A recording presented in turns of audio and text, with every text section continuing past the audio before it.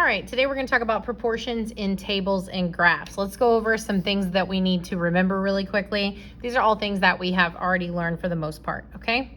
All right, so it says total, right, always goes on the bottom of a proportion, okay? So when I say that, I mean, right, it's going to be total, okay? Total goes on the bottom part of a proportion.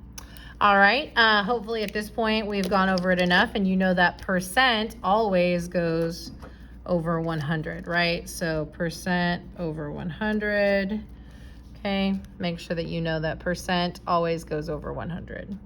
All right, and then when you have a bar graph, right? A bar graph, you are always going to label the bars and find the total. Okay, it's really important that when you have a bar graph that you label your bars and you find your total. Okay, and then the last part says based on the information in the table. So when you see the words based on the information in the table, that means to set up a proportion or a WKU. Okay. Okay, so if you see those words, you can almost immediately set up your WKU. So let's open it up and let's talk about example number 1. So example number 1 says, the table shows the time that George worked and the amount of money he earned during 4 different weeks. Okay, it says based on the information in the table, how much will George earn if he works 4 hours in a week? All right, so we have based on information in the table. So I see that immediately. I know I'm going to set up my WKU. Okay. So in this case, I'm going to show you guys 2 different ways to set up your WKU. I'm going to show you how to set it up with a fraction, and I'm also going to show you how to set it up with a decimal. They should come out to be the same answer, but I want to show you guys that you have options when it comes to solving, okay? So over here, we're going to solve with a fraction. Okay, and down here we're going to solve with a decimal. And again, you should get the same answer. All right, so the best part about a table, and this table is in the question, okay? When the table is in the question, that tells us to set up a WKU. We did already learn that sometimes when the table is an answer choice, like A, B, C, or D, then we would butterfly, okay? But this is a different situation where the table is one table and it's in the question, okay? So when we have a table, we are going to pull our labels from our table. So it says time worked is hours and amount earned is dollars. So that's actually our labels. We have dollars and hours, okay? And that's still gonna be our labels no matter if we're working with a fraction or with a decimal, okay? All right, and then you have to decide. We know the information in the table. So whatever we put in our K for no column, we are gonna pull from our table. But we have a choice, okay? We have a choice. We can choose the first one, 2/5 and 24. Or we could choose the second one, 1/2 and 30.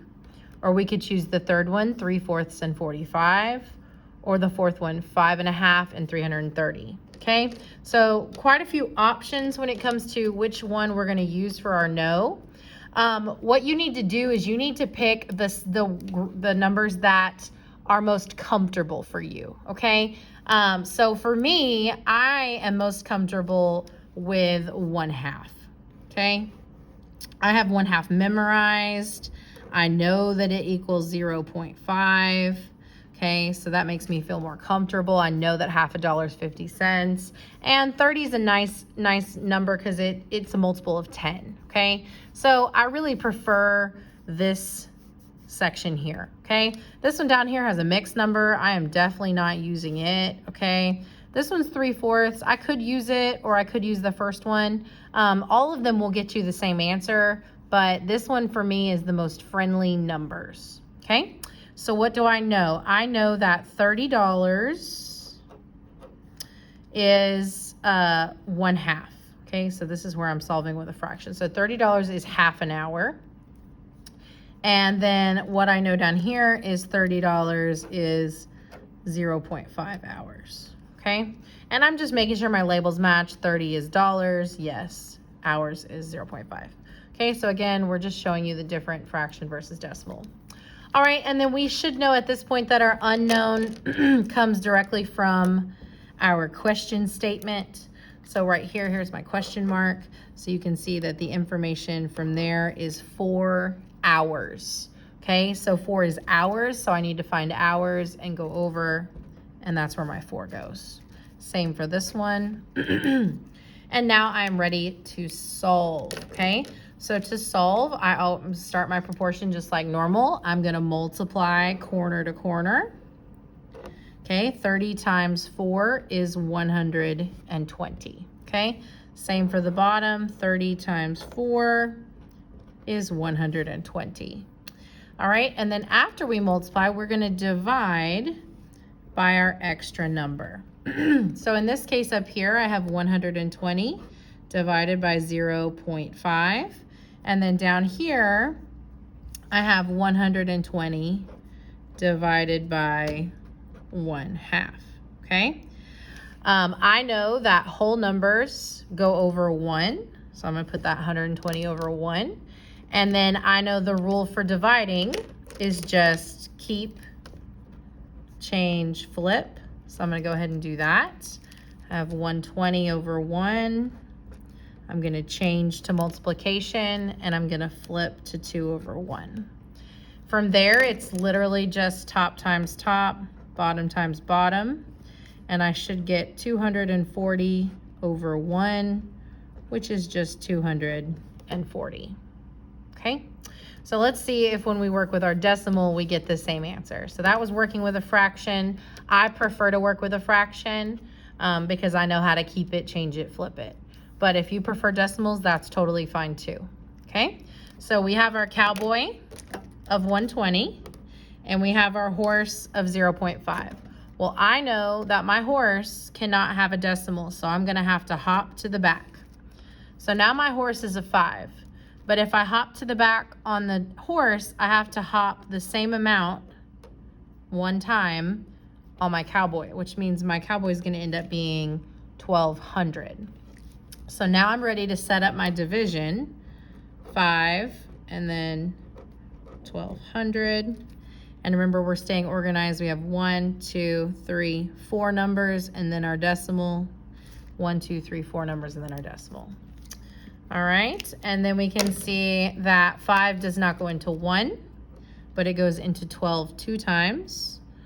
2 times 5 is 10. Subtract, get 2. Bring down your 0. 5 goes into 20 4 times. 4 times 5 is 20, and we get 0. But we're not done because I have not filled in all of my blanks before my decimal. So I have to bring down my last 0. I ask myself, does 5 go into 0? No. So 5 times 0 is 0. And now I'm officially done. I have filled in all of my blanks, 1, 2, 3, 4 numbers and a decimal. So either way, my answer will be 240. Okay? And so that is how we take information from a table, set up our WKU. And again, if there are fractions, you can solve with a fraction, or you can solve with a decimal. If you did not have this fraction memorized, then you could just cowboy and horse it and you could get that decimal, okay? And that is how we do that. Let's move on. Now let's talk about bar graphs. So it says, Alondra asked a group of 80 students about their eye color. The results of the survey are shown in the bar graph.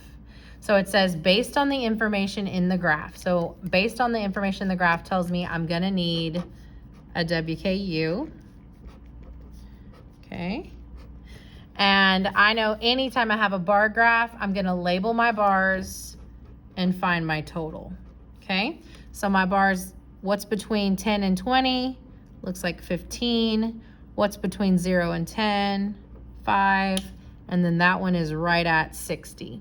So how do I find the total? I do 15 plus 5 plus 60, which is going to equal 80. Again, 60, 75, yeah, 80. Okay? And then we read our question. So it says, how many students in a class of 300, how many students in a class of 300 can predict will have blue eyes? So we care about blue. All right, so my label is going to be blue. And then total goes on the bottom. What do I know? Well, what I know comes from the bar graph.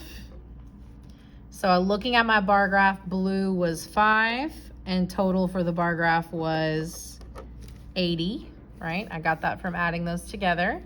And then my unknown comes from my question. My question says 300 students.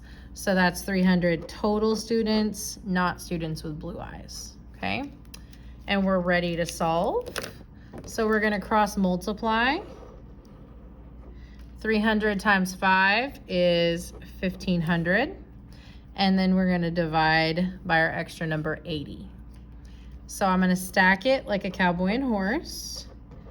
And then I can see, oh, before I divide, I can get rid of a 0, right? I have a matching 0 on top and bottom. And now my cowboy is 150 and my horse is 8. Set up my division, boots, hat. Okay, and now I'm ready to start dividing. I have a 1, a 5, and a 0 before my decimal. So I need 3 numbers before my decimal. 8 does not go into 1, but it goes into 15 once. I'm going to subtract that 8 and get 7. Bring down my 0. 8 goes into 70 8 times. 8 times 8 is 64. Subtract and get 6. I cannot leave a remainder, so I need to bring another 0 down, which means I need a blank after my decimal now. 8 goes into 60 7 times, which is 56. I still have a remainder, so I need another 0. And 8 goes into 40 5 times. That finally equals exactly 40. I'm after my decimal. I've filled in all my blanks. And so about how many students will have blue eyes out of 300? About 18 or 19. About 18 or 19. Because 18.75 could be round up to 19 or it could round down to 18. Okay? So approximately 18 or 19 students would have blue eyes. And that's how we solve proportions with tables and graphs.